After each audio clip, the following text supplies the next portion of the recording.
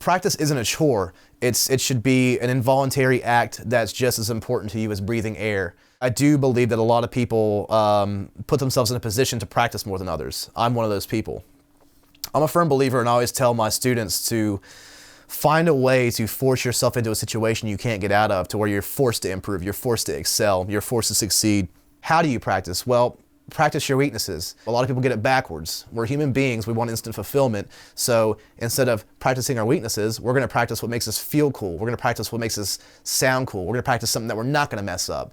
That's the wrong thing to do, because at the end of the day, practice makes perfect. You've heard that before, right? If practice makes perfect, then you should be practicing your weaknesses. And that is how you fill in gaps, you fill in holes, and you become a more well-rounded player. And a lot of people just don't understand that because they're not in the position to understand that, okay? So, you know, how do you practice? I have people ask me how to, you know, I have people that try to, you know, for better or for worse, sometimes it's great, sometimes it's not. They usually ask me how to create a practice regimen, and I've done quite a few of these, and I enjoy doing it, and I welcome it also. But what I tell people is, if you're gonna make a day list, make sure it's handwritten. When you put the effort into handwriting something, you don't take that for granted. If you type it on a computer, you may not even find that file. But if you handwrite a small day list that is modest, you're gonna succeed at that.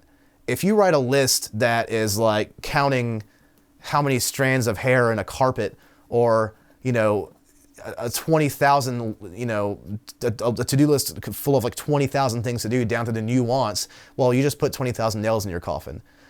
What you should do is take a look at what your goals are, long-term and short-term, and understand that the short-term goals add up to the long-term goals. Once you understand that, practicing becomes a lot easier. However, I do recommend putting yourself in the position to actually practice.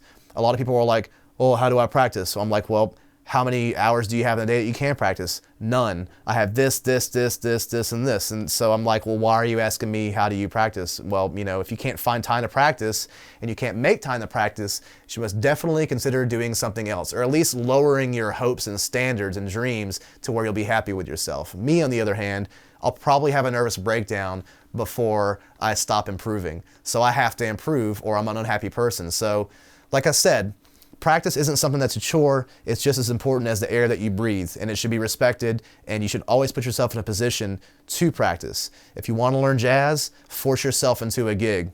You know what I'm saying? Force yourself to learn songs. Find somebody that's as serious as you are. Hey, if there's nobody around your small town to go play with or jam with, well, then it's time to get in the car, fill it up with gas, and go elsewhere and find that person. Proactivity, you know, that's where it's at. Walking, not talking. Doing, not saying. And that's pretty much like, I think if we all lived by that, the world would be a better place.